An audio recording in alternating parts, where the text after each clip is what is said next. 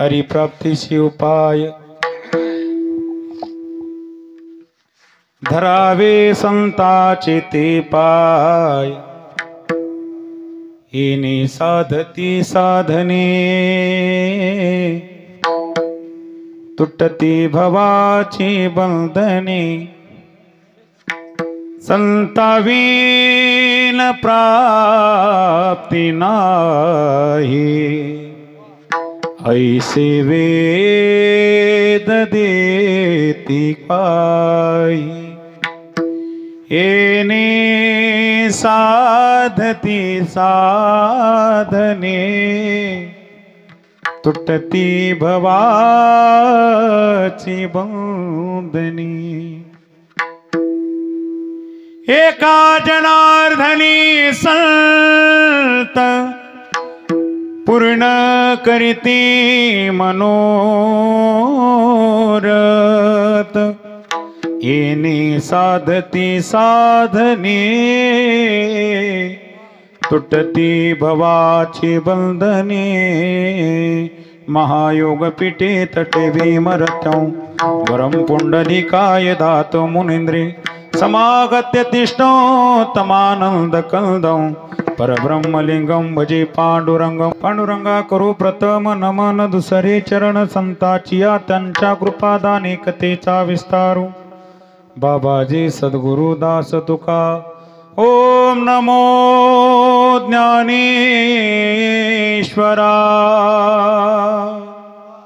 करुणा करा दयाळा तुमचा अनुग्रह लादलो पावन झालो चराचरी राम रायाच्या सेवका शरण आलो म्हणे तुका तया माझे दंडवत कपी कुणी हनुमंत वैराग्य मार्ग तो अति दुर्गम करोनी दाविला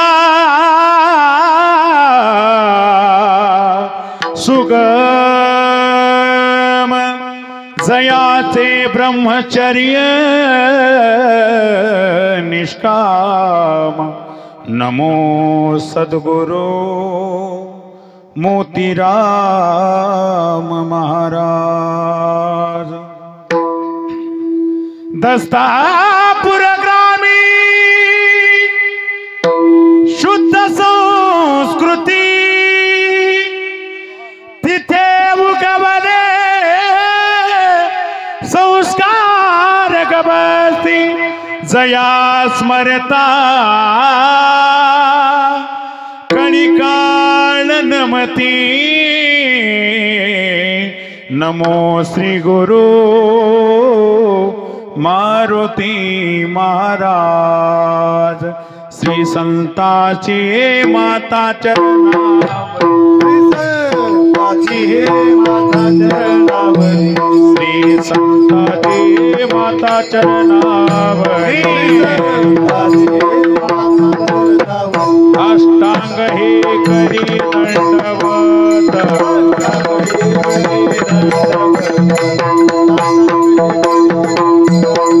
श्री संताची माता चरणावरी अष्टांग हे करी दंडवत विश्रांती पावलो समापुत हरिमल अंतरी अंतरी अंतरी श्री संताची माता चरणावरी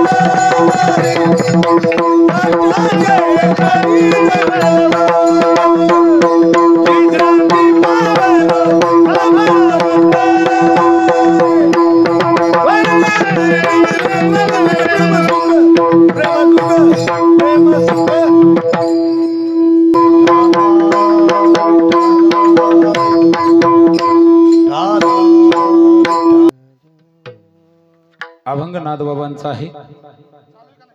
या अभंगाद्वारे नादबाबा देवप्राप्तीचा उपाय सांगतायत. अभंग 4 चरणाचा आहे. अभंग जवळजवळ सर्वांच्या परिचित अभंग आहे. या अभंगाद्वारे नादबाबा देवप्राप्तीचा उपाय सांगतायत. नवे नवे देव आपलासा करून घेण्याचा मार्ग दर्शवतायत. नवे नवे संत किती महान आहेत हे सुद्धा आपल्याला या अभंगाद्वारे दर्शवून देत आहेत. आपल्या सप्ताहाचं वर्ष आहे 35वे. शक्यतोवर मी जास्त प्रश्न विचारित नाही, थोडं कमी प्रश्न विचारायची सवय आहे.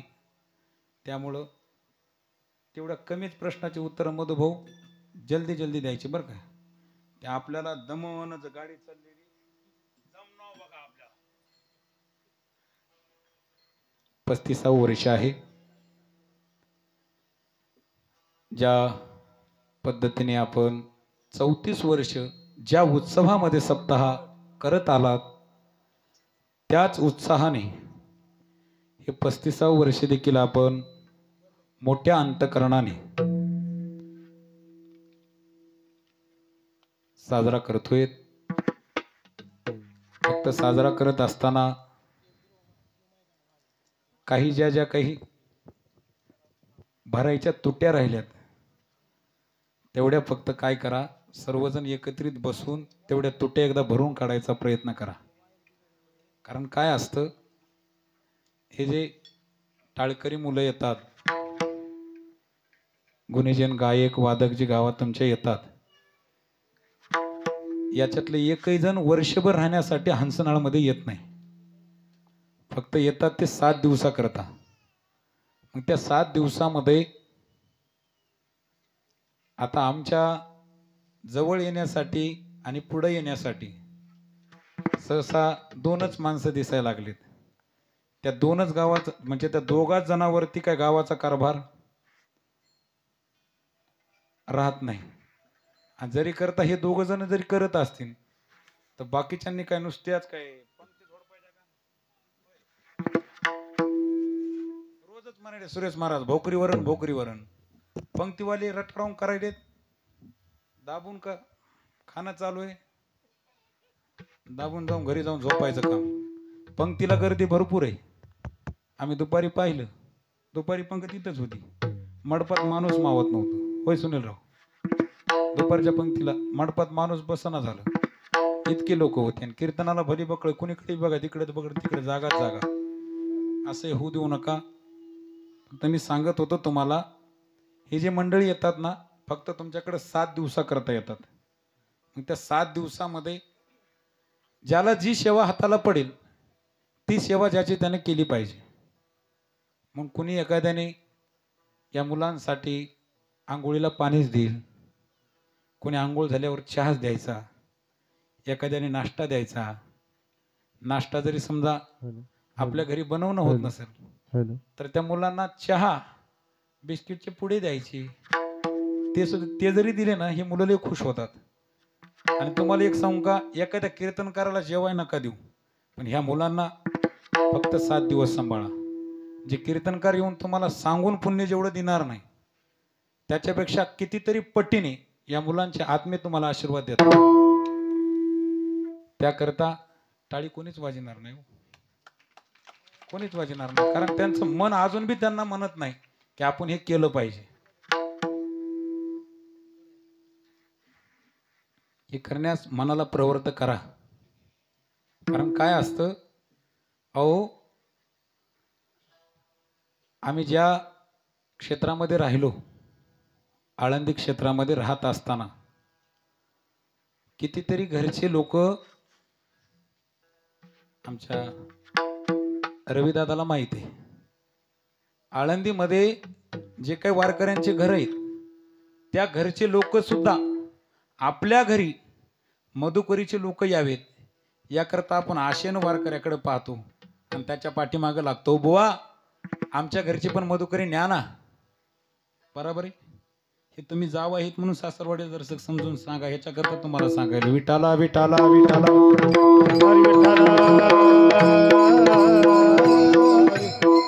आणि सांगणं काय मधुभाऊ दुसरा तिसरा महाराज तुम्हाला कोणी सांगू शकत नाही,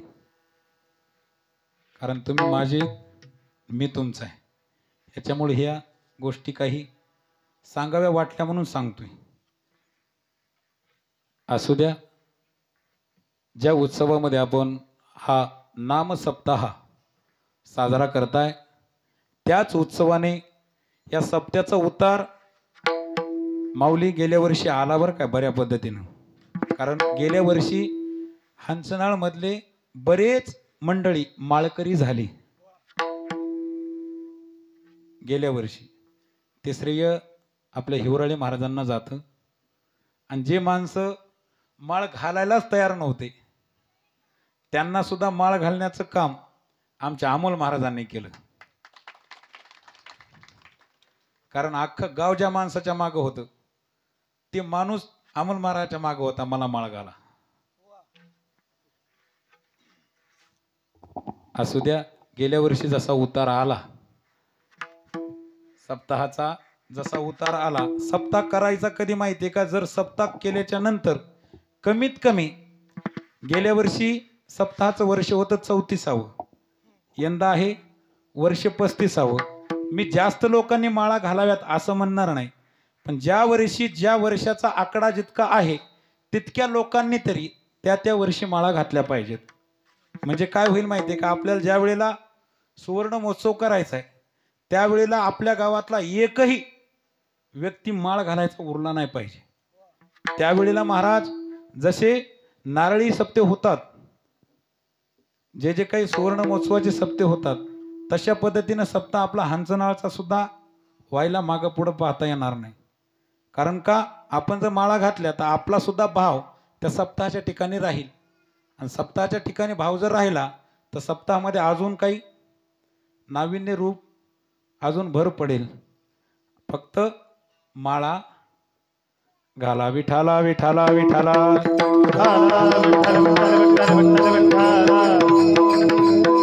असू द्या मायबाप, असं बोलायचं म्हणल्यावर मधुभाऊ 12 वाजेस्तोवर आपल्याला बोलता येते. कारण आधीच तर हंचनाळचे लोक काय म्हणतात, बाकी सगळे महाराज शांत आहेत बापा, पण बाळू महाराज शांत. बरोबर आहे का नाही? बरोबर आहे का नाही? होय सुनीलराव, तुमच्यापाशी म्हणतात का नाही? असू द्या, या सेवेसाठी साथसंगत ज्यांच्या हाताने कितीतरी महाराजांच्या कीर्तनामध्ये मृदंग वाजवल्या गेला असे असणारे माझे जिवलग मित्र, महाराष्ट्रातील एक टॉप 10 मृदंग वादकापैकी एक जण, ज्या टॉप 10 मृदंग वादकाच्या लिस्टमध्ये ज्यांचं अग्रेसराने नाव घेतलं जातं असे माझे जिवलग मित्र ज्ञानेश्वर माऊली महाराज खोटे पाटील. पाटलासाठी एकदा जोरदार टाळ्या वाजवायच्यात. आणि माझ्या डाव्या बाजूला आमचे लाडके दाजी, आपण ज्यांचं गायन गेल्या वर्षी 8 दिवस श्रवण केले असे असणारे महाराष्ट्रातील युवा कीर्तनकार, भागवताचार्य, रामायणाचार्य, शिवमहापुराण कथाकार. महाराजांची कथा जवळच चालू आहे आवलकोंड्याला. त्यांना यायला नको वाटत होतं, पण कसं असतं शेवटी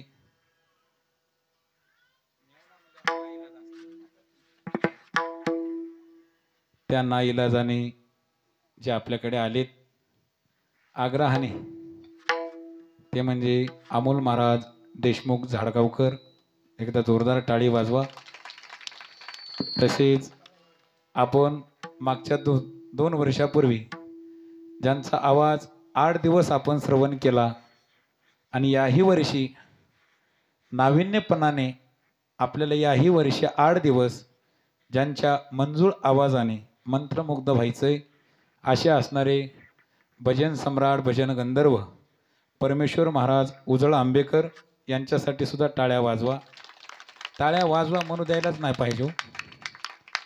आणि अमोल महाराजांसोबत कथेला जे सिंथसायझरच्या साथीसाठी आहेत, महाराष्ट्रातील गायन गंधर्व हे नाव ज्या वेळेला घेतलं जातं त्यावेळेला प्रत्येक गुणीजनाच्या डोळ्यासमोर एकच नाव उभं राहतं, ते म्हणजे रघुनाथजी खंडाळकर गुरुजी यांचे पट्टशिष्य आमचे कृष्णादादा गयाळ दादासुद्धा उपस्थित आहेत.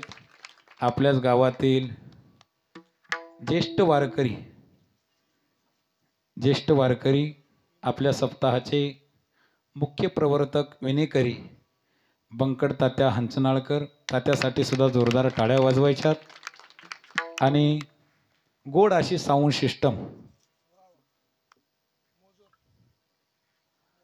नाव काय मजूर आहे का मजूर आहे हा, बसवेश्वर साऊंड सिस्टीम साकोळ यांच्यासाठी सुद्धा जोरदार टाळ्या वाजवा. कारण का आपल्याला माहिती आहे हंचनाळला सिस्टीम म्हणले की आपल्या तुकारामचीच बराबर आहे, पण यावर्षी तुकारामची जागा, तुकारामची उणीव न भासू देणारा माणूस आपल्याला मिळालाय. त्याकरता एकदा डबल त्याच्यासाठी टाळ्या वाजवा. आणि महाराज या सप्ताहाचं मुख्य आकर्षण जे आहे ते म्हणजे शिवशंभो वारकरी शिक्षण संस्था सोन्ना खोटा.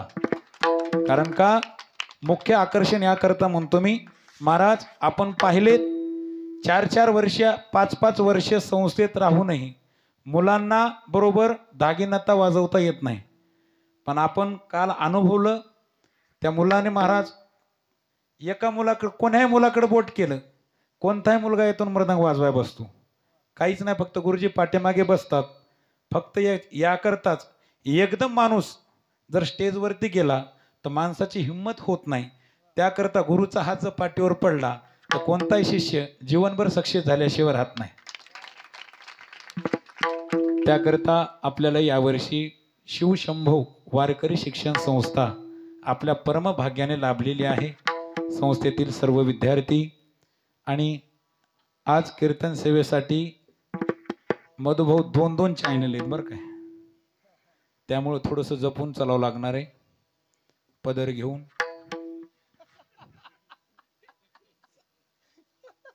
काय रे स्वरूप, विठाला विठाला.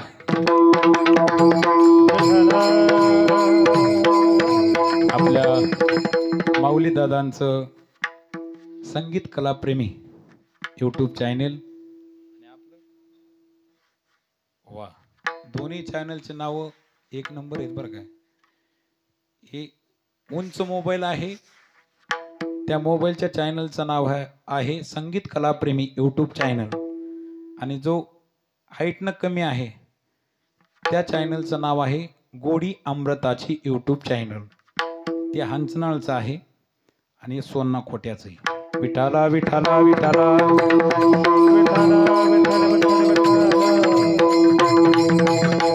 असू द्या. महाराज या भूतलावरती या मृत्यू लोकात 4 वर्गातले लोक आहेत माऊली महाराज. त्यातील पहिला वर्ग आहे पामराचा, दुसरा वर्ग आहे विषयाचा, तिसरा वर्ग आहे मुमुक्षुचा आणि चौथा वर्ग आहे मुक्ताचा. मग महाराज तुम्ही हे 4 वर्ग ज्या अर्थी आम्हाला सांगता, तर या 4 वर्गापैकी नेमकं गरज देवप्राप्तीची कुणाला आहे? देवप्राप्तीची नेमकं गरज कुणाला आहे?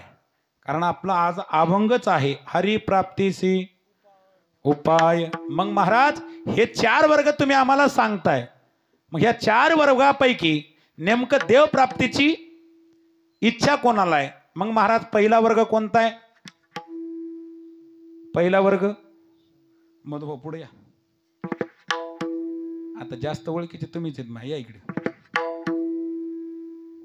या, काय होत नाही या. दिवसभर इकडे जाय तिकडे जाय, तिकडे इकडे तिकडे फिराय, पाय दुकानात कीर्तनात बसायचं म्हणजे लोकांचे पाय दुखायलेत. काय सांगावं, त्याची चूक नाही ती. होय तुमची चूक आहे का ती?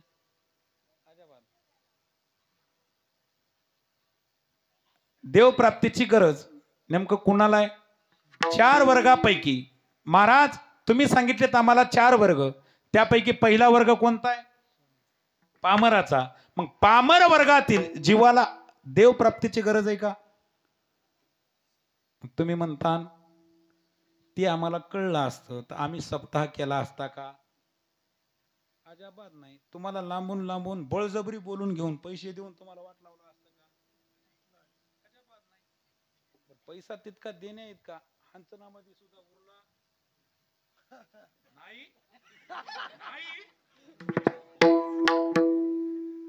होय नाही. बर 1 वर्ष झालं ना अजून माळ घालून. विठाला विठाला विठाला हरी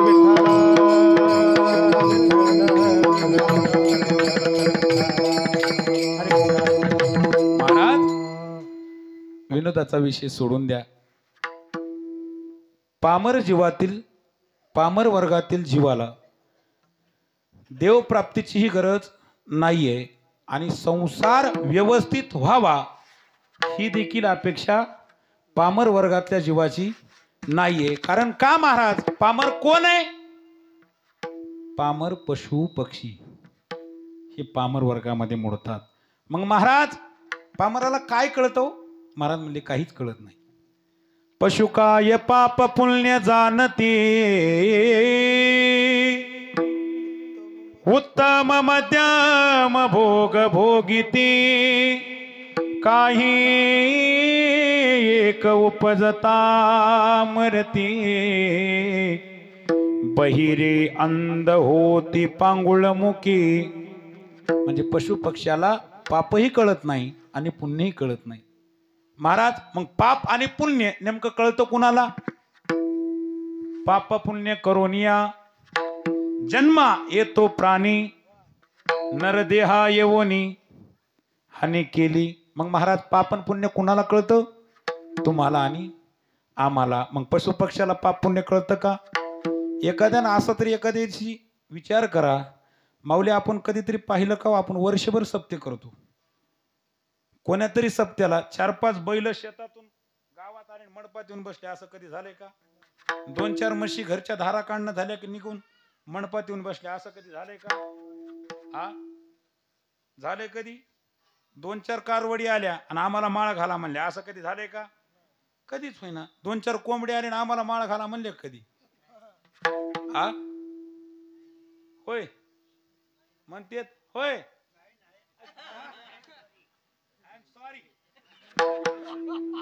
विठाला विठाला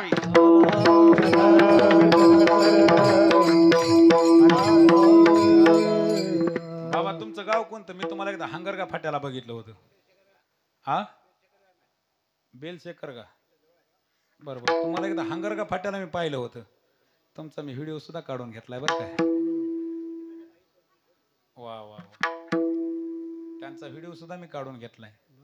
त्यांनी भैरवी मध्ये 1 नंबर टाळ वाजवलाय. विठाला विठाला. मग महाराज पशु पक्ष्याला पापही कळत नाही, पशु पक्ष्याला पुण्यही कळत नाही. कारण पशु पक्ष्याचं जीवन आले काय आणि गेले काय. मग महाराज असा एखाद्या वेळेस तरी विचार आपण केला पाहिजे ज्या अर्थी पशु पक्षी आपल्या याच मृत्यू लोकात जन्माला येऊन सुद्धा त्यांना पाप आणि पुण्य कळत नाही. जर ते पाप पुण्य आपल्याला कळत असून सुद्धा आपण जर त्या देवाला भजत नाही तर मग आपल्यात आणि त्यांच्यात फरक. आपल्यात आणि त्यांच्यात फरक.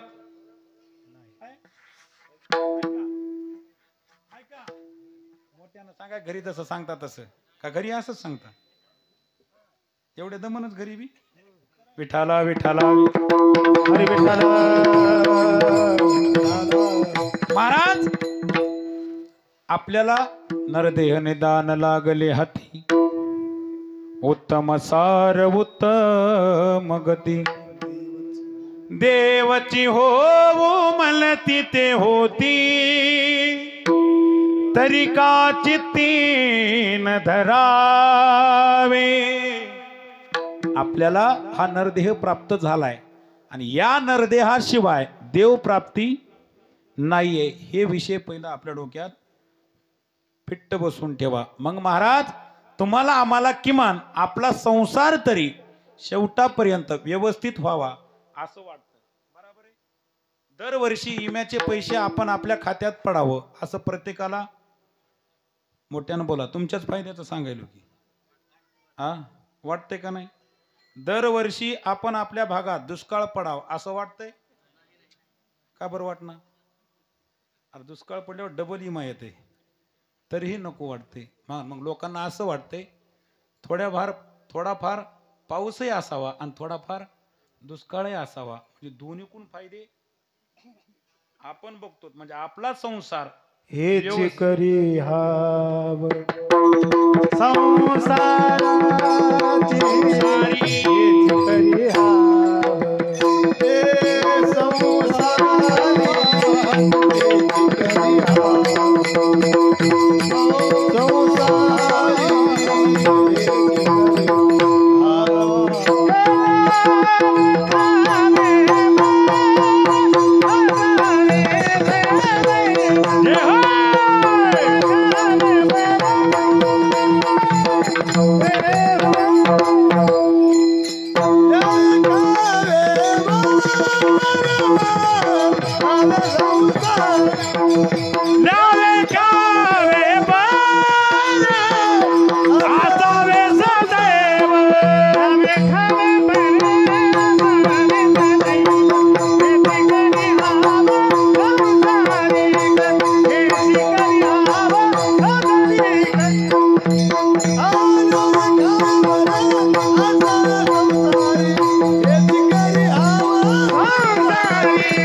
हेच करी हाव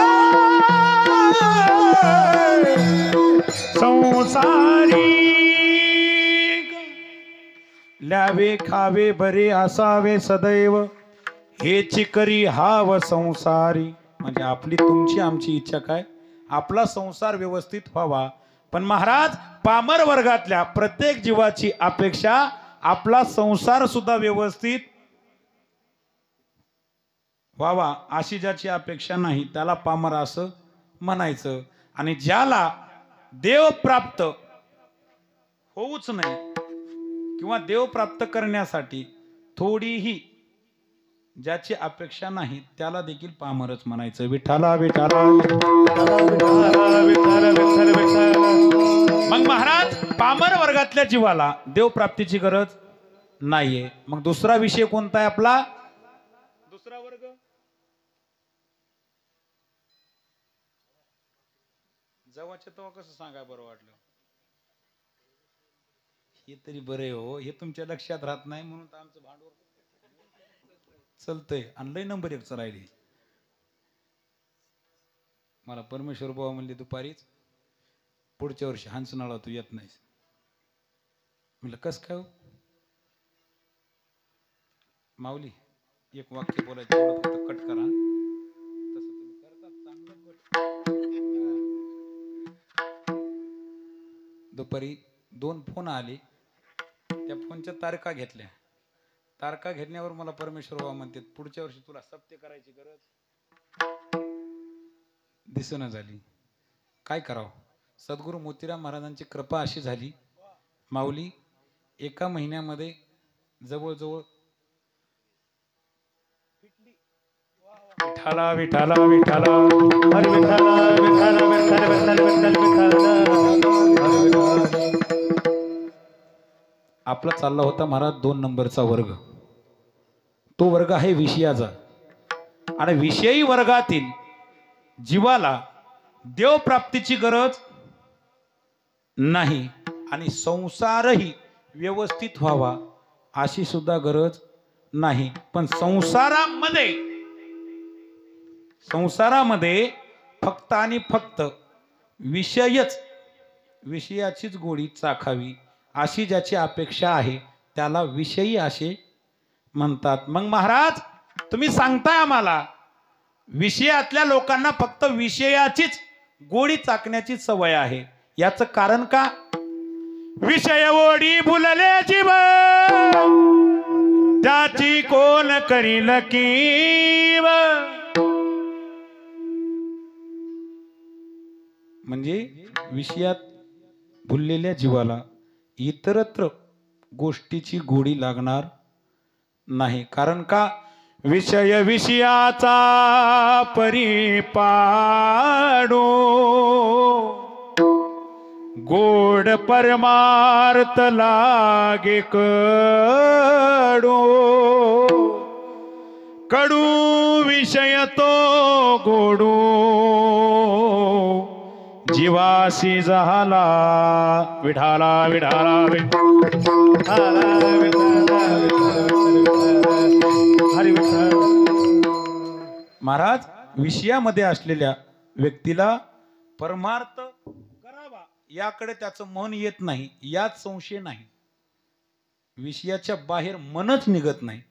मग महाराज असा विषयासक्त विषयात बुडलेला माणूस असं एखादं उदाहरण आहे का तुमच्याकडे? आहे महाराज, ऐका. विठाला विठाला विठाला विठ्ठल विठ्ठल विठ्ठल विठ्ठल. आपल्या भागात कितीतरी ठिकाणी लक्ष्मण शक्तीचा कार्यक्रम असतो, बराबर आहे. म्हणजे ती रामायण भावार्थ रामायण आहे. आणि महाराज जे भावार्थ रामायण तुम्ही आम्ही श्रवण करतो त्या रामायणाचे मुख्य अधिकारी कोण? कोण माहित नाही? बर. सिंगम पिक्चरचा हिरो कोण आहे? कोण आहे?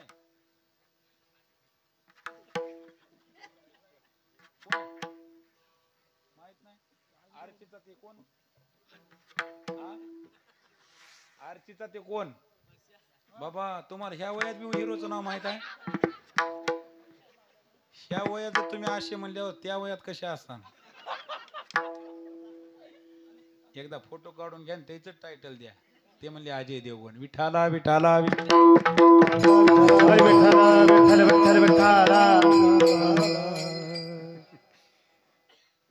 बस झालं का? हसून घ्या महाराज. विठाला विठाला असू द्या महाराज. त्यांना वाटते बाळू महाराज दुसऱ्याचा नाही, आणि मलाही वाटते हंसणारवाली दुसऱ्याची नाही. त्याच्यामुळे आपलं तुम्ही आम्ही खेळीमेळी मोकळ्या मनानं बोलायचं, मोकळ्या मनानं कीर्तन तुम्ही जोपर्यंत करायचं म्हणता तोपर्यंत करू शकतो आपण कीर्तन. त्याच्यात काही संशय घ्यायचा नाही अजिबात. तुम्ही जर म्हणजे 4 पर्यंत तर 4 पर्यंतही, कारण हे बी पट्ट्या अशा कमी अशा आयऱ्या गैऱ्या परंपरेतला नाही. हे बी पिल्लू मोतीराम महाराजाच्या परंपरेत नाही. कारण का आम्हाला महाराज सवय 7ला एकदा उभा राहिलं का सकाळी सूर्योदयाला टाळ टेकवायची, ही सुद्धा आम्हाला सवय. त्यामुळं टेन्शन घ्यायचं नाही. तुम्ही जिथपर्यंत म्हणता तिथपर्यंत कीर्तन. विठाला विठाला मग महाराज तुम्ही आम्हाला उदाहरण सांगत होतात. जे आपण रामायण तुम्ही आम्ही श्रवण करतो त्या रामायणाचे मुख्य लेखक कोण? रामायणाचे मुख्य लेखक कोण? महर्षी. तुम्ही जरा पुढे या की इकडे या. इमानदारीच्या कीर्तन झाल्याबरोबर हार तुम्हाला देतो. या अहो पाय लांबून बसू द्या हो. महाराज महर्षी वाल्मिकजी हे रामायणाचे मुख्य लेखक आहेत. नवे प्रभू रामचंद्राचं जीवन, प्रभू रामचंद्र जन्माला येण्याच्या अगोदर ज्या व्यक्तीने लिहिलं त्या व्यक्तीचं नाव महर्षी वाल्मिक ऋषी. मग महाराज वाल्मिक ऋषींच्या दुसऱ्या जन्मामध्ये ज्या वेळेला वाल्मिक ऋषींचा हा जन्म संपला आणि ज्या वेळेला वाल्मिक ऋषींचा दुसरा जन्म प्रगट झाली त्यावेळेला दुसऱ्या जन्मातलं नाव काय होतं अमोल महाराज? कालिदास. तुलसीदास नाव नंतर पडलं. महाराज दुसरा जन्म प्रगट झाला. कालिदास नावाचा जन्म महर्षी वाल्मिकजींनी घेतला. आणि तो जन्म घेतल्याच्या नंतर महाराज पहिल्या काळात सुद्धा लग्न 20-21च्या नंतर करायचे. आणि पहिल्या काळातले जास्तीत जास्त लग्न हे वैशाख महिन्यातच असायचे. बराबर आहे होय. तुम्हाला काय माहिती आहे बाबा, तुमचं लग्न केव्हा लागलं? 35 वर्ष झाली हे विचारी नाही तुम्हाला मी. कोण्या महिन्यात लग्न झालं हे सांगा. आठवणार झाली.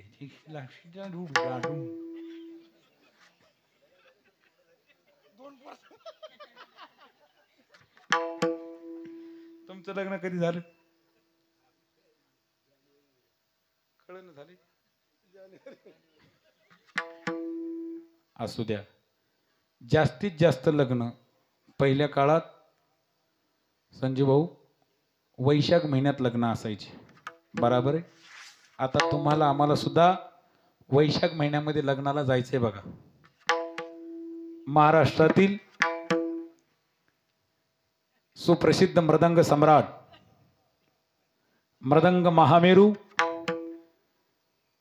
ज्ञानेश्वर माऊली महाराज खोटे पाटील यांचा 17 मे 2025 रोजी विवाह सोहळा आयोजित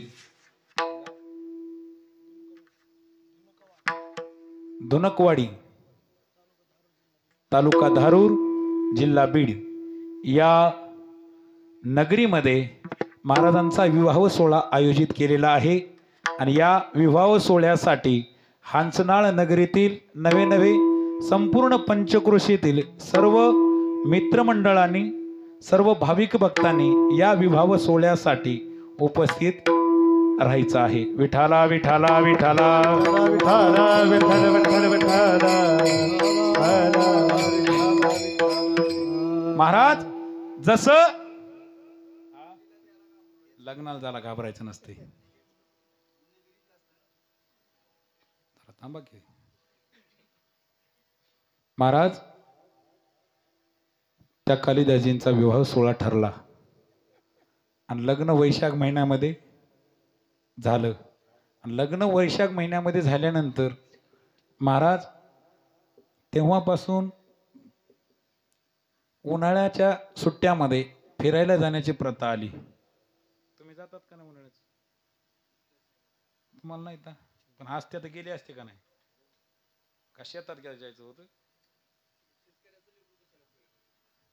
असं उग वरून म्हणू नका. कीर्तनापुरतं आम्हाला माहिती आहे. विठाला विठाला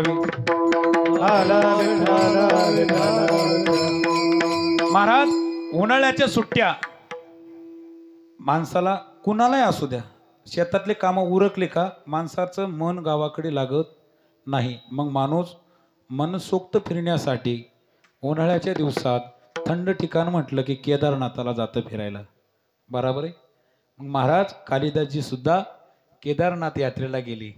आणि केदारनाथ यात्रेला गेल्याच्या नंतर महाराज वैशाख महिना संपून गेला. पुढचा महिना ज्येष्ठाचा आला आणि ज्येष्ठ महिन्याच्या शेवटी कालिदासजी तीर्थयात्रेला निघून गेले. मग महाराज आपल्या हिंदू धर्माची एक संस्कृती आहे, आतापर्यंत तुम्हाला माहीत नसेल, पण जुन्या पुराण्या माणसांना, वयस्कर मंडळींना ही संस्कृती बरोबर माहिती आहे. तुम्ही अजूनही पहा, आता लुगड्यावाल्या बाया सगळ्या मागं बसल्यात त्याला विचारायला. महाराज त्या बाबाला उठवा की. आजी त्या बाबाला उठव. चहा आणू का? कसं सुरुवातीला जर माणूस एवढा गुर झोपी गेला असेल तर कसं करू म्हणाली मी. घरी बायको ऐकन आणि इथं बाबा ऐकन.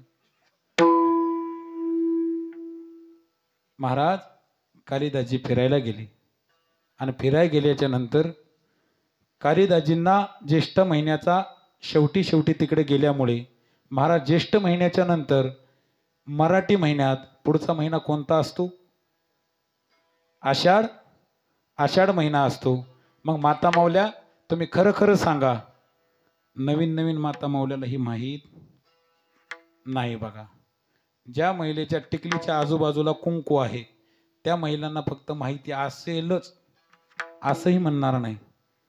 कारण का जुन्या पुराण्या महिला मंडळांना विचारा, ज्या वेळेला तुमचं लग्न झालं त्या पहिल्या वर्षी, लग्नाच्या पहिल्या वर्षी, आखाड महिना लागण्याच्या अगोदर, एक दिवस अगोदर तुम्ही कुठे होतात?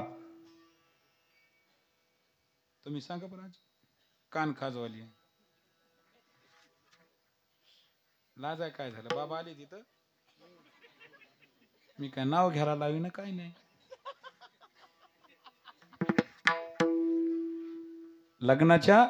लग्न झालेल्या पहिल्या वर्षी माऊली महाराज, आपली हिंदू धर्माची एक संस्कृती आहे, आखाड, पहिला आखाड हा पतीने पत्नीचं मुख पाहायचं नसतं. पहिला आखाड हा पाळायचा असतो. बरोबर आहे? याच्यातल्या किती जणांना पाळलाय बरं पुरुष मंडळी? लग्न झालेत की? होय हो, सगळ्याची. त्याच झालंय बरं, एकदा बी नाही. विठाला विठाला. मग महाराज, आषाढ महिन्याला सुरुवात झाली. कालिदाजींचा मेहुणा त्यांच्या घरी आला, त्यांच्या पत्नीला घेतलं आणि तो आपल्या घरी निघून गेला, म्हणजे कालिदाजींच्या सासरवाडीमध्ये. मग महाराज, ज्या वेळेला आषाढ महिन्याला सुरुवात झाली, दुसऱ्या तिसऱ्या चौथ्या पाचव्या दिवशी कालिदाजी तीर्थयात्रेहून घरी आले. आणि घरी आल्याच्या नंतर नवीन नवीन लग्न झाल्यावर, परमेश्वर बाबा, आता इथून घरी गेल्यावर तुम्ही आवाज कोणाला देता? पहिला कोणाला?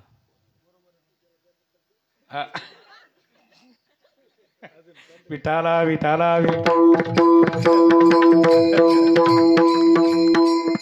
अमोल महाराजांना इमानदारीने उत्तर सांगितलं. अमोल महाराज परमेश्वर महाराजाच्या कानात काय म्हणाले? मी विचारला, तुम्ही इथून घरी गेल्याबरोबर आवाज तुम्ही पहिला कुणाला देणार? अमोल महाराज म्हणले, पोराच्या माईला. बरोबर आहे? मग महाराज, तुम्ही आम्ही प्रत्येक जणच, कोणी कितीही मोठा असू द्या आणि कोणी कितीही छोटा असू द्या, तो नवीन नवीन लग्न झाल्यानंतर पहिल्या वर्षी पहिल्यांदा आवाज तो आपल्या पत्नीलाच देतो. तो मी असू द्या, नाही तर मग बाप असू द्या, नाही तर बाप आणि मी संगच असू द्या. याच्यात काहीच बदल होणार नाही. आता माऊलीला बदल होणार आहे, ते तुमच्याकडे बघायला. मी आताच काय माऊलीचं, नंतर विठाला विठा. महाराज, कालिदाजी तीर्थयात्रेहून आले, घरामध्ये पहिला पाऊल टाकला की नाही, तितक्यात आवाज दिला. पहिला आवाज झाला, दुसरा आवाज झाला, तिसरा आवाज झाला. मग महाराज 3 आवाज आला, परत आवाज एकही आला नाही. आणि पहिले लोक तिथपर्यंत क्षमता पाळायचे, तिथपर्यंत मान मर्यादा ठेवायचे. मग महाराज चौथ्या आवाजाला आतून परत आवाज आला, पण तो आवाज ज्यांच्यासाठी आवाज दिला होता त्यांचा आवाज परत आला नाही. मग परत आवाज कुणाचा आला? कालिदाजींच्या आईचा आला. मग महाराज, आईचा आवाज आल्यानंतर कालिदाजींनी आईला प्रश्न केला, माझ्यापेक्षा तुम्हालाही माहिती आहे, माझ्या तरी लग्नाला 10 वर्ष झाली, तुम्ही माझ्यापेक्षा कितीतरी जुनी आहेत. होय सुनीलराव? 10 का? Okay, same to you. Vithala विठाला.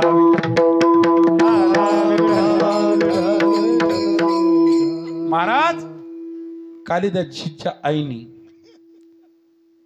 समोर घेतलं, जवळ बसल्या, आणि जवळ बसल्याच्या नंतर महाराज त्यांनी हिंदू धर्माची संस्कृती सांगायला चालू केली. कालिदासा, आपल्या हिंदू धर्मामध्ये लग्न झालेल्या पहिल्या वर्षी आखाड महिना हा पूर्ण पाळायचा असतो. आखाड महिना हा पूर्ण पाळायचा असतो. कसा? पतीने पत्नीचं मुख पाहायचं नाही. हे कोणत्या महिन्यात? आखाड महिन्यात. इतके दिवस जरी इथल्या लोकांना केलं नसेल, इथून पुढे तरी आपली आपली संस्कृती जपण्याचा प्रयत्न करा. किमान महिनाभर जमत नसेल, किमान 5 दिवस तरी ते करा. कारण काय असतं माहिती आहे का, हा पहिलं पासूनचा नेम चालत आलेला आहे, हा आत्ताचा नेम नाहीये. कारण का महाराज, हा नेम पाळण्यासाठी ज्या विश्वाच्या मालकाचं चरित्र ज्या महात्म्याच्या हातून लिहिल्या गेलं, त्या महात्म्याला सुद्धा हा नेम चुकला नाही. मग तुम्ही आम्ही कोण येतो, इथून पुढे तो नेम पाळण्याचा प्रयत्न करा. महाराज चला पुढं.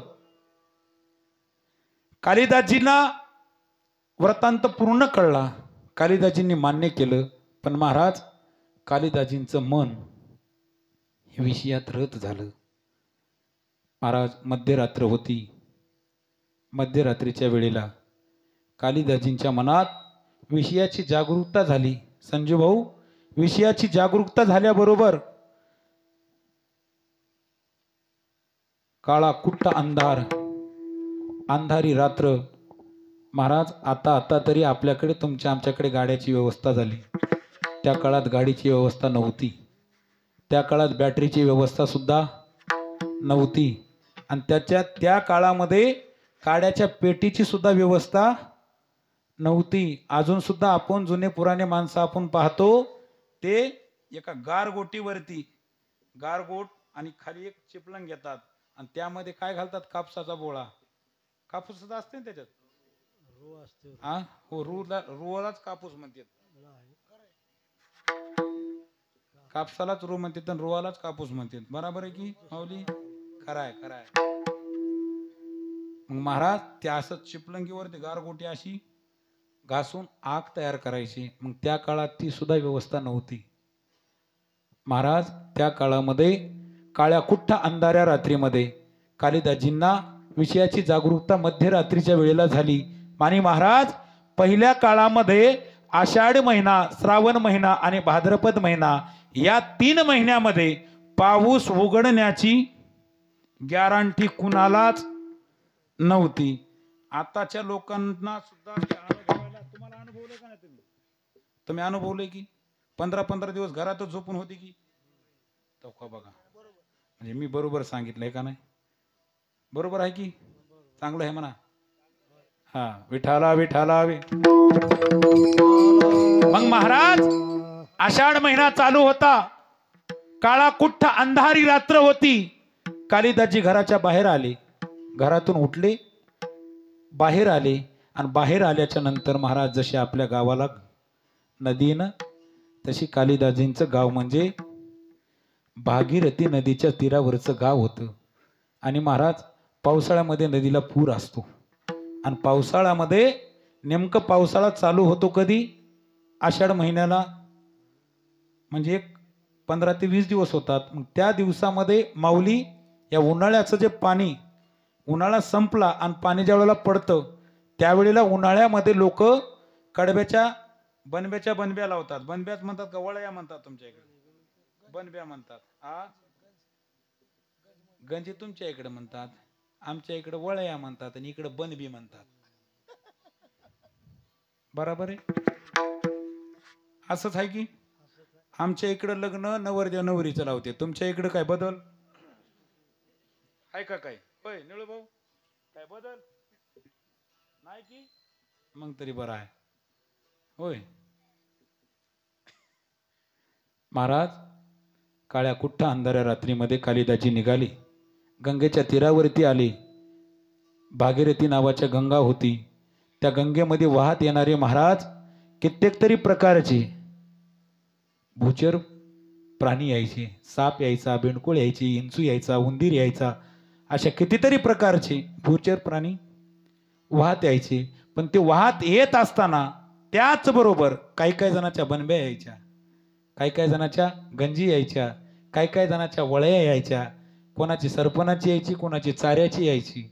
आणि महाराज, उन्हाळ्याच्या शेवटी काही माणसं उन्हाला घाबरून घरी बसतात. ते घरी बसले की मधुभाऊ, काही लोक कामं साधून घेतात. याच्या शेतातलं जुनी आपल्या वळईवर टाक, इकडलं एखादं मोठं लाकूड बघ, उचल, नेऊन टाकतात. होतंय का नाही असं?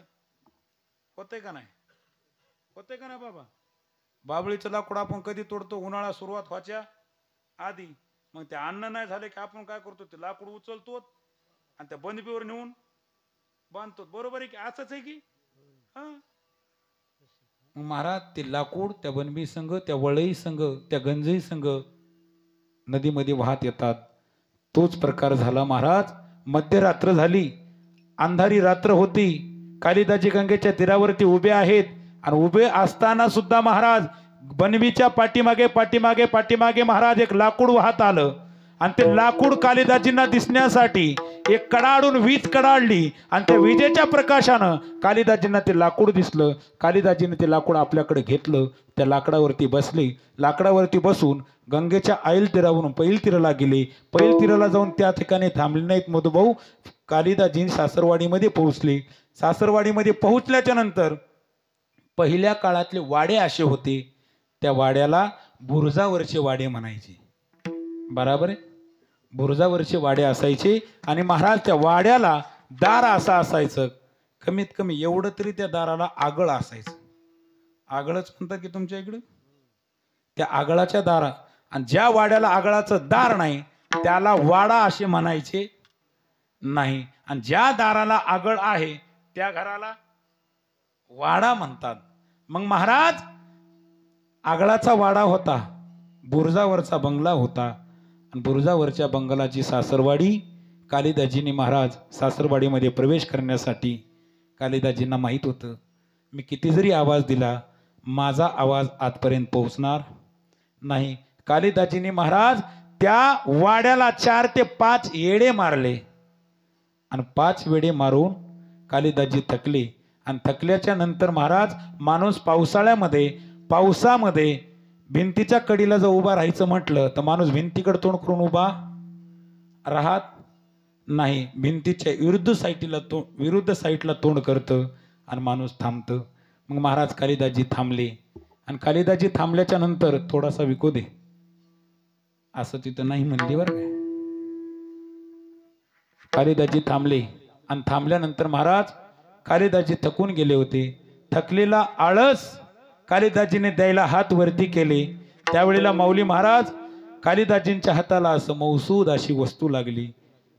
त्या वस्तूला धरून कालिदाजी वरती गेले आणि पहिले वाडे असे असायचे, त्या वाड्याला एकदम शेवटच्या मजल्यावरती आपल्या छाती इतकी भिंत असायची. ज्यांनी ज्यांनी वाडे पाहिले त्यांना कळेल. महाराज त्या भिंतीवरून कालिदाजीने माऊली खाली अशी उडी मारली आणि असाच आवाज तिथे सुद्धा आला. आवाज आल्याबरोबर कालिदाजींची पत्नी महाराज खडबडून उठली, हातामध्ये दिवा घेतला आणि दार काढून पाहते तर काय, माझ्या समोर कोण आहे? माझे मालक आहेत. महाराज ज्या वेळेला कालिदाजींची पत्नी कालिदासांना प्रश्न केला, बोलायला लागली, प्रश्न विचारायला लागली, त्यावेळेला कालिदाजींची पत्नी ऐका आणि कालिदाजींचं बोलणं ऐका. महाराज कालिदाजींचं मन विषयामध्ये रत झालं होतं. आपला विषय चाललाय महाराज भूतलावरती 2 नंबरचा आपण वर्ग पाहतोय. आपल्याला देवप्राप्तीची गरज नक्की कुणाला आहे हे आपल्याला पाहायचंय. महाराज कालिदाजी बायको हे 2 जण संवाद साधायला लागले. ऐका महाराज, ज्यावेळेस कालिदाजी घरून निघाल्याच्या नंतर माणसाला नवीन लग्न झाल्यावर बारीक बारीक आवाज म्हणतात बा, मनातल्या मनात आवाज दिला तरी आपला आवाज तिथपर्यंत पोहोचतो. बरोबर आहे? तुमच्या मागले हा मान हलायली. चोपदार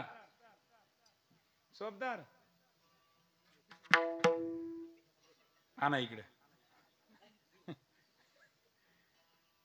महाराज असं म्हणतात, नवीन लग्न झालं निळूभाऊ की माणसाचं इकडलं तिकडं मनातल्या मनात बोलणं ऐकू जाते का? नाही आहेत का नाही कीर्तनात? आहेत काहीच खरं नाही तुमचं. सुनीलराव जाते का नाही? हो म्हणा, महाराज असा एक भ्रम आहे, मनातल्या मनात कोणाचं जात नसते महाराज, कारण आपण काय देव लोक नाहीयेत. कालिदाजीने वृत्तांत सांगायला चालू केला. कालिदाजीने बोलणं सुरुवात केलं. माऊली कालिदाजी बोलतात, अरे मी तीर्थयात्रेला जाऊन 15 दिवस पूर्ण उलटले. पूर्ण 15 दिवस माझे उलटून गेलेत. 15 दिवसानंतर मी घरी आलो. घरी आल्यानंतर मला समजलं, मला माझ्या आईने सांगितलं, हिंदू धर्मामध्ये ही एक हिंदू धर्माची संस्कृती आहे आणि त्या संस्कृतीचा हा नियम आहे, आखाड महिना हा पाळायचा असतो. ते मी मान्य केलं आणि घरी मी ज्यावेळेला आराम करत होतो ना, त्यावेळेला माझ्या मनाने संकेत दिला की अरे कालिदासा, काय झोपला सूट?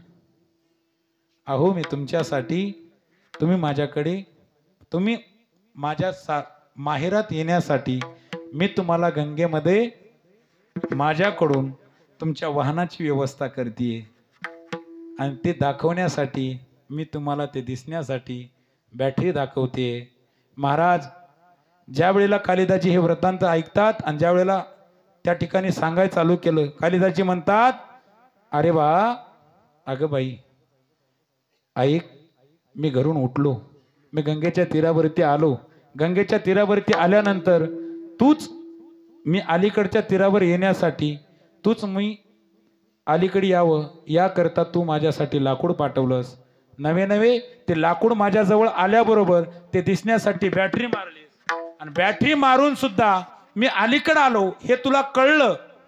कळल्यानंतर मी ज्या वेळेला 5 वेळे तुझ्या या बाबाच्या वाड्याला मारले आणि ज्या वेळेला मी थकून थांबलो, थकून थांबल्याबरोबर हे तुला वरती कळालं आणि वरती कळाल्याच्या नंतर तू माझ्यासाठी एक मुलायम अशी, एक मौसूद अशी दोरी मला वरती येता यावं याकरता तूच मला पाठवलीस, असं म्हणणं आणि पाठीमागून माऊली फुस असा आवाज निघणं. ज्या वेळेला फुस असा आवाज आला त्यावेळेला सुरेश महाराज कालिदासाच्या पत्नीच्या हातातल्या दिव्याने 2 जण दाराच्या बाहेर आले आणि जर पाहतात तर काय अजगरासारखा साप होता माऊली.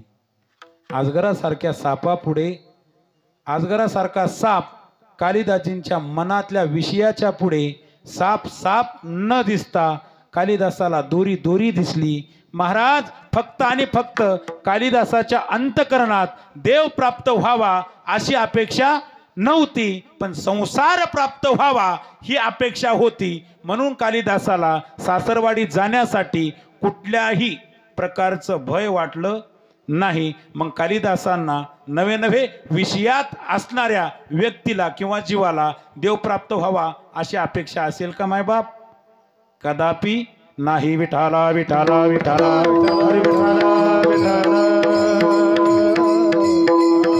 मग महाराज तिसरा वर्ग आहे मुमुक्षूचा.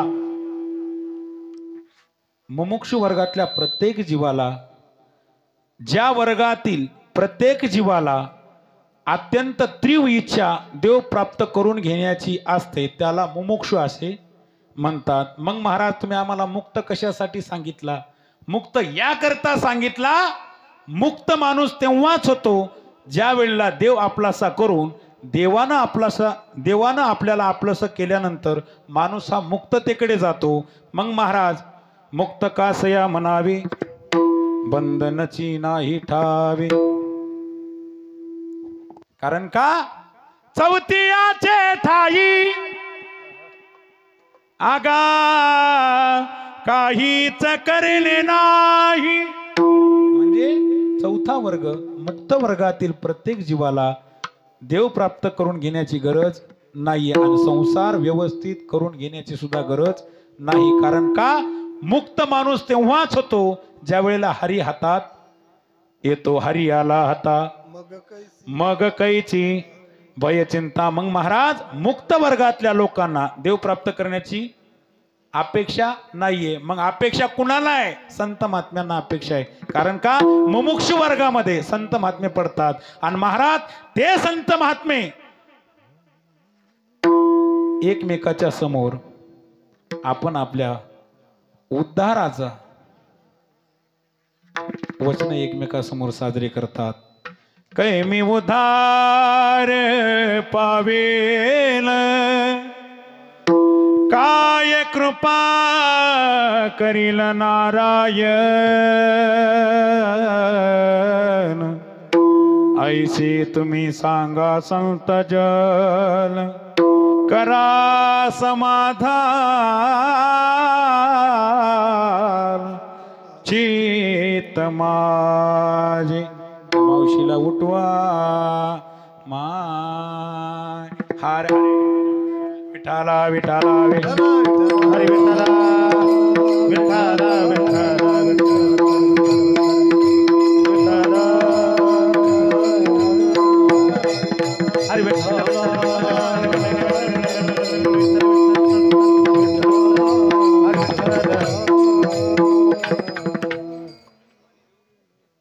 पाणी देऊ का? चहा घेऊन आणू? चहा करून आणू का? झोपू नका. सोडायचं का कीर्तन? आता इथून पुढचं कोणाकडे? नाही ते बी बघावं लागेल ना. कीर्तन मायाकडे हो, पण कीर्तनाचं कोणाकडे? होय हाय की जिंदाबाद. नंतर माग वडायचं नाही. महाराज, मुमुक्षु वर्गातल्या जीवाला देवप्राप्तीची गरज आहे, देवप्राप्तीची तीव्र इच्छा आहे. मग महाराज त्या वर्गामध्ये कोण मोडतात? तर संत मोडतात. कारण का? मग तुम्ही सांगता महाराज संत मोडतात. आम्हाला देव प्राप्त करून घ्यायचा आहे आणि तुम्ही आम्हाला उपाय सुद्धा तेच सांगता. जर तुम्हाला देव प्राप्त करून घ्यायचा आहे तर तुम्ही काय करा? हरी प्राप्ती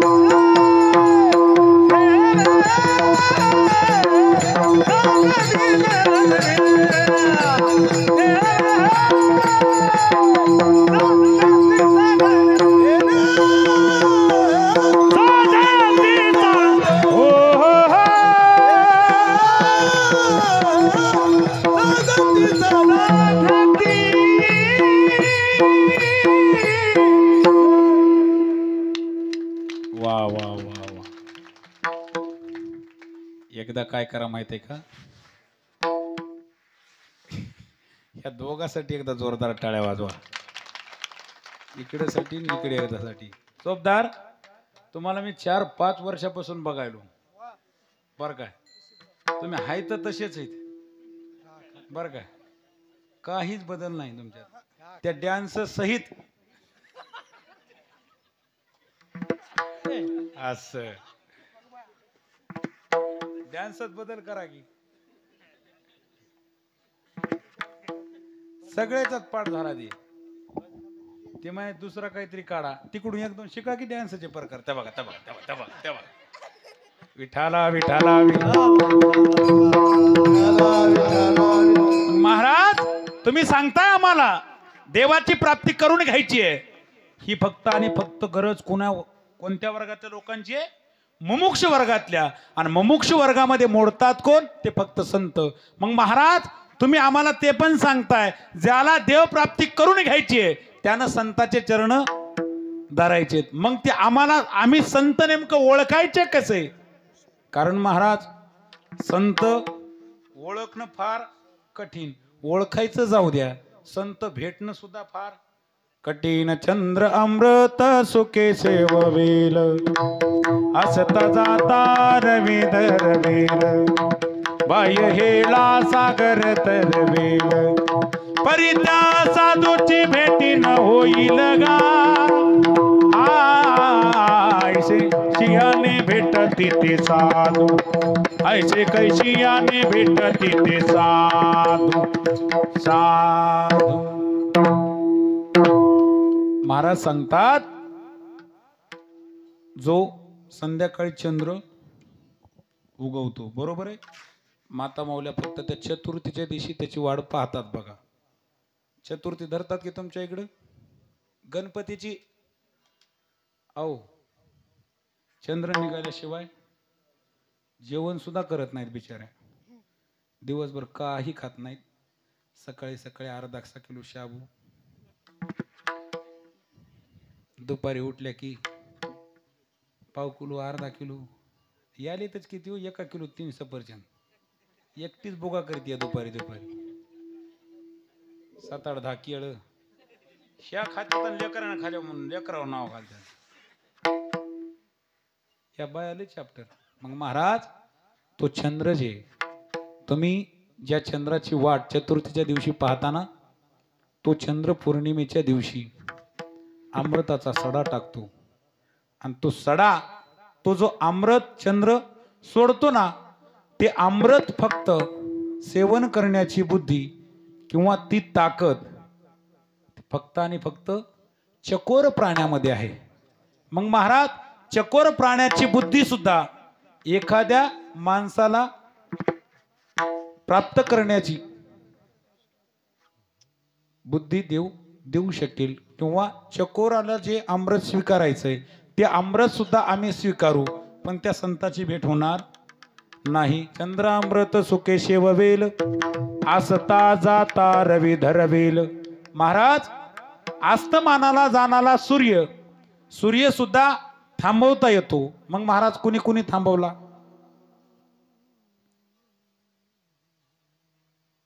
शांडिल्यने सुद्धा 6 महिने सूर्य थांबवून धरला होता. 6 महिने शांडिल्यनं 6 महिने सूर्याला थांबवलं होतं. आणि महाराज, आम्ही ज्यांच्या परंपरेमध्ये आहोत, मोतीराम महाराज परंपरेचं गुरु घराण्याचं घर, बापूसाहेब महाराज दैठणकर, ठाकूरबुवाच्या कीर्तनामध्ये आमची ठाकूरबुवा घराण्याची मोतीराम महाराज परंपरेची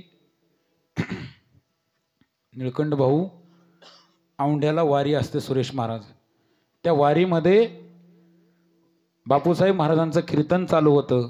आणि त्या कीर्तनामध्ये माऊली महाराज एक साधू येऊन बसला. त्या साधूचं नाव आहे धीरजगिरी महाराज. त्या महात्म्याने महाराज फक्त आणि फक्त बापूसाहेब महाराजांचं कीर्तन ऐकायला मिळावं याकरिता तो साधू असणारा धीरजगिरी महाराजांसारखा साधू माणूस महाराजांच्या कीर्तनात येऊन बसला. आणि महाराजांना बरोबर माहीत होतं आता आपण इथं असून एक बरोबर 1.5 ते 1.5-2 तास कीर्तन जर केलं तर 1.5-2 तासाच्या नंतर बरोबर दिवस मावळणार, ही ज्या महात्म्याला गॅरंटी होती त्या महात्म्याने कीर्तनाला सुरुवात केली. महाराज 3.5 तास कीर्तन झालं तरीही चंद्र मावळायला आपलं सूर्य मावळायला तयार नाही. त्यावेळेला बापूसाहेब महाराजांनी सांगितलं, अरे आज कोणीतरी कीर्तनामध्ये महान महात्मा येऊन बसलेला आहे आणि त्या महात्म्याने कीर्तन श्रवणाकरिता सूर्यासारख्याला सुद्धा थांबून ठेवलंय. कारण काय महाराज, त्या महात्म्यात सुद्धा तपाचं बळ होतं. नवे नवे ज्या संताच्या भेटी करता तुम्ही आम्ही तरसतोय किंवा आपल्याला देव प्राप्त करून घ्यायचा आहे पण त्या संताशिवाय देव प्राप्त होणार नाही, त्या संतांना आपण ओळखत नाही. पण महाराज सांगतात ते संत आज माझ्या कीर्तनात येऊन बसलेत. त्यावेळेला सगळे जण एकमेकाकडे पाहायला लागले. त्यावेळेला बापूसाहेब महाराजांनी आवाज दिला, महाराजजी या समोर. असं म्हटल्याच्या नंतर महाराज ज्या वेळेला तो महात्मा जागेवरून उठला ना, ते उठल्याबरोबर सूर्याचा प्रवास चालू झाला. महाराज ते सुद्धा भाग्य, ती सुद्धा पावर, ती सुद्धा ताकद तुम्हाला आम्हाला निर्माण करता येईल. म्हणजे चंद्रामृत सुखे सेववेल, आसता जाता रवी धरवेल. म्हणजे सूर्याला सुद्धा आपण थांबून धरून ठेवू शकतो पण संताची भेट होणार नाही. मग महाराज बाह्य हेळा सागर तरवेल. वीर सावरकरांसारख्याला एखाद्या महात्म्याला तो समुद्र सुद्धा तरुण जाता येतो माऊली महाराज. एखाद्याला बरं काय ते समुद्र तरुण जाण्याचं बळ सुद्धा तुमच्या आमच्यात येऊ शकतं किंवा आपण ते बळ निर्माण करू शकतो पण संताची भेट होणार नाही. हे मी नाही सांगत आहे महाराज. विठाला विठाला विठाला. मग महाराज तुम्ही सांगता जर देव प्राप्त करून घ्यायचा असेल तर संताचे पाय धरावे लागतील. मग ते संत ओळखायचे कसे, ते ओळखण्यासाठी नळोबारा एक प्रमाण खर्च करतात. तेची संत तेची संत ज्यांचा हेत विठ्ठले. तेची संत म्हणजे ते संत कशावरून, ते संत काय करतात महाराज, नेनती काही टाना टोना नामस्मरणा वाचुनिया अखंड जया तुझी प्रीती मज देतयाची संगती मग मी कमळापती तुझ मानाही कंटाळा. महाराज सांगतात ते संत आहेत. मग त्या संताची भेट आम्हाला होणं मुश्किल आहे. मग ते ओळखण्यासाठी आम्ही काय करावं लागेल, अशा महात्म्याकडे जावं लागेल की तो महात्मा देवाशिवाय दुसरं काहीच जाणत नाही. आणि जो माणूस देवाच्या व्यतिरिक्त दुसरं काहीच ओळखत नाही, आपण तेच समजून जायचं की तिथंच संत आहेत. मग तशा संताच्या चरणाला आपण लागलोत की येणे साधती साधने तुटती भवाची बंधने. मग महाराज तुम्ही आम्हाला सांगता हंचनाळला येण्यासाठी सुद्धा उदगीरून यायला सुद्धा 3 मार्ग आहेत, बरोबर आहे. इथून एक, इथून एक आणि माऊली आपण इथून एक दालतो. हंचनाळला यायला सुद्धा 3 मार्ग आहेत. मग तसं देवाकडे जायला इतरत्र मार्ग होय सुरेश महाराज. समजा बाळू महाराज निळू भाऊच्या फोन जर नाही येत असत तर हिनं पर्याय काय करायचा, संजू भाऊला सांगायचं आहे की संजू भाऊच्या नाही जमलं की मधू भाऊकडे लावायचा. मधू भाऊच्या नाही जमलं, आज पांडुरंग कुठे गेला हो?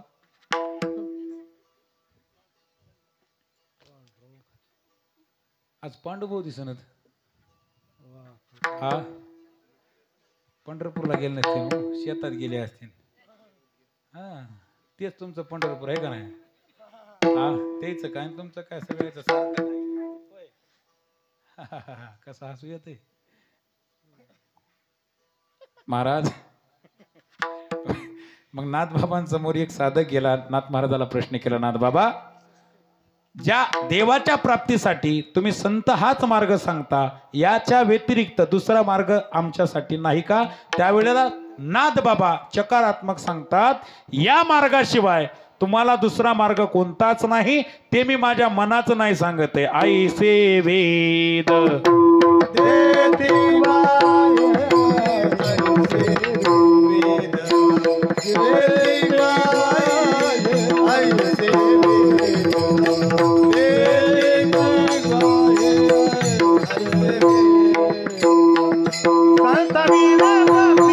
जय हो!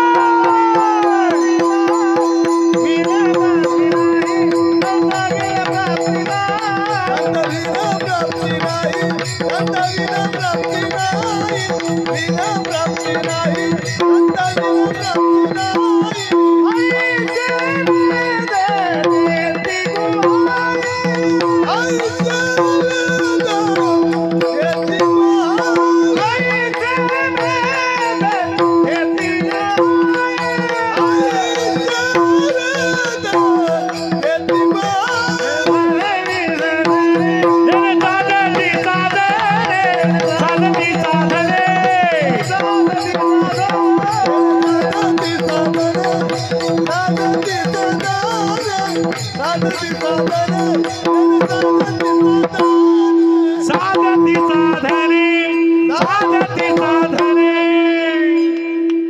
एकदा टाळ्या वाजवा. ज्याला गाणं समजलं ते सुद्धा वाजवा, आणि ज्याला नाही समजलं ती बी वाजवा. एकदा जोरदार टाळ्या वाजवा. तुम्हाला गाणं समजलं कोणतं? मी सांगितलं होतं सगळ्यालाच कळणार आहे हो, पण तुम्हाला समजलं का हे सांगा.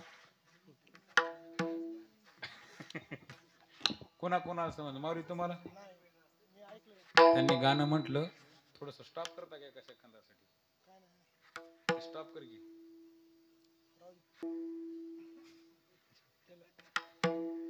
त्यांनी गाणं म्हणलं, झुमका. संताविन प्राप्ती नाही, संताविन प्राप्ती नाही, ऐसे वेद देते ग्वाही. ऐसे वेद येणे साधती साधने, साधती साधने. मला यार की होय, एक नंबर. मग टाळी वाजवा की.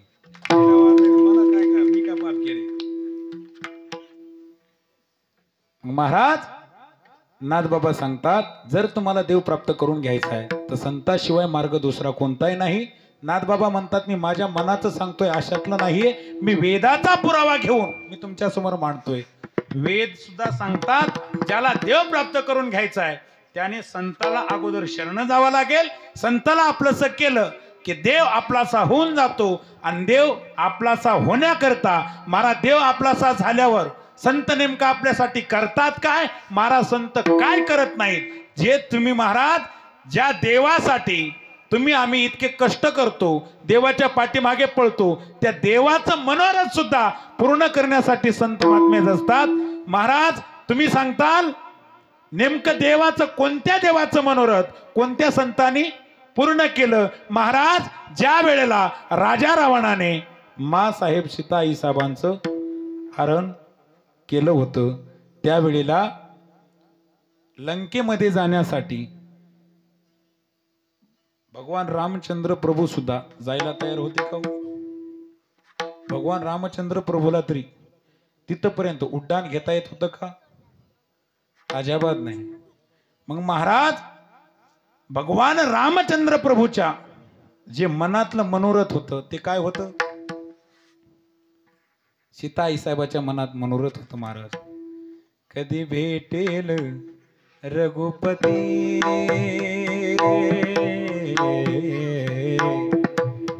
कधी भेटेल रघुपती, रघुपती.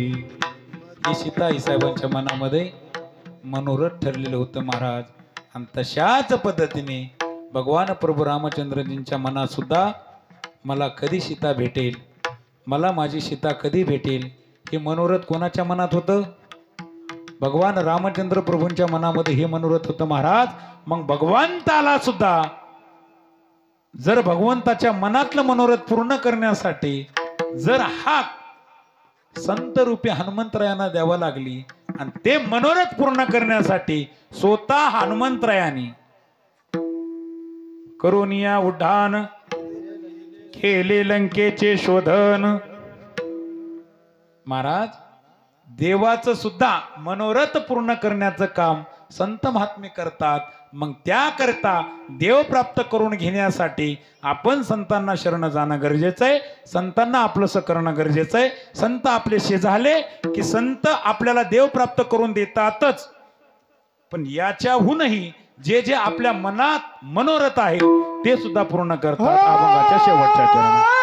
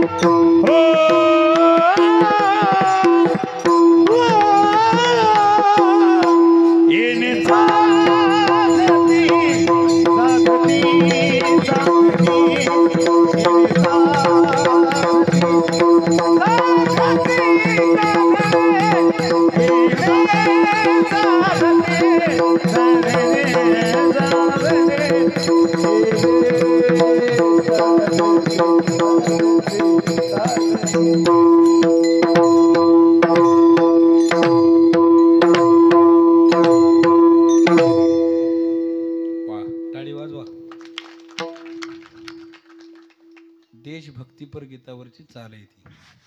तुम्हाला त्या आलापावरून तरी कळली असेल. ओ आ आ ये गुजरने वाली हवा जरा. ते म्हणायचं नाही आपल्याला कीर्तनात.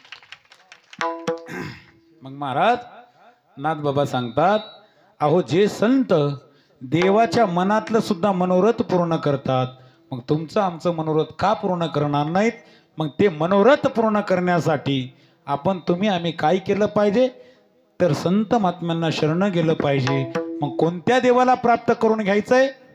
मी म्हणणार नाही बरं का, हात वरी करा, टाळी वाजवा, त्याच्यात आपली काय गरज पडली आहे म्हणायची? होय, बरोबर आहे का? रात्री महाराजानं जवळपास 8 वेळा मग सांगितलं, हात वरी करा, हात वरी करा, हात वरी करा, हात वरी करा. काय काय जण विचार काय केला माहितीये का? नाही केल्यावर तू करतीस काय? बरोबर आहे का नाही? होच म्हणते पुन्हा ये. हा महाराज त्याच्यात महाराजाचं काय गेलं? येते कोणाचे काय बा गेले,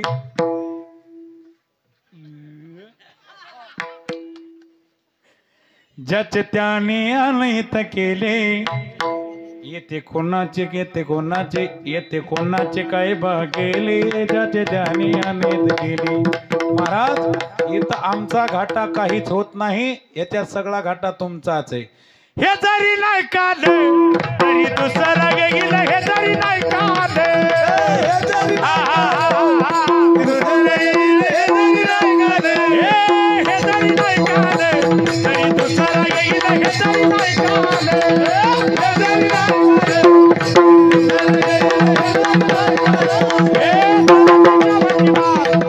बाजून देईल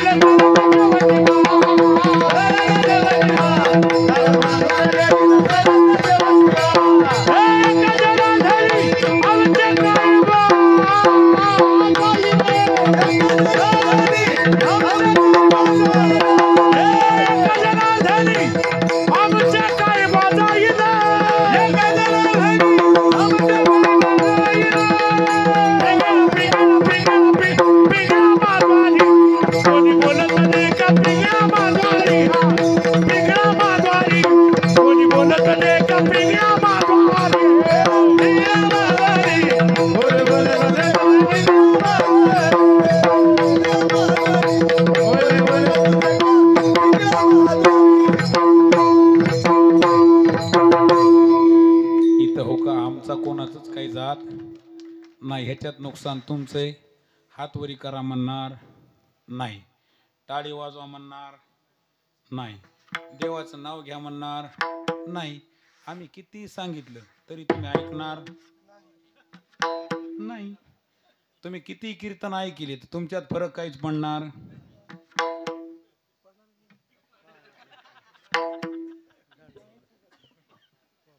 म्हणजे तो स्वतःच्या तोंडानं इमानदारीनं उत्तर देतात. ह्याच्यासाठी कोपरा कारण काय होते महाराज, विनोदाचा विषय बाजूला ठेवत जा. महाराज लोक सांगतात हे त्यांच्या फायद्याचं काहीच नसते. महाराज कीर्तनामध्ये कोणतंही भजन चालू झालं की आपण आपल्या हाताने टाळी वाजवलीच पाहिजे आणि मुखानं भगवंताचं नाव घेतलंच पाहिजे, तरच सप्ताह केल्याचं फळ आपल्या नशिबात प्राप्त होईल. नाही तर काय महाराज आमच्यासारखी येतात, मापून घेतात, निघून जातात. होय बरोबर आहे का? ह्याच्याकरता तुम्ही घाट्यात जाऊ नका आणि दुसऱ्याला मोठं करू नका. ही विचार तुमचा तुम्ही करा आणि काय करायचे ते करा. विठोबा रखुमाई हरी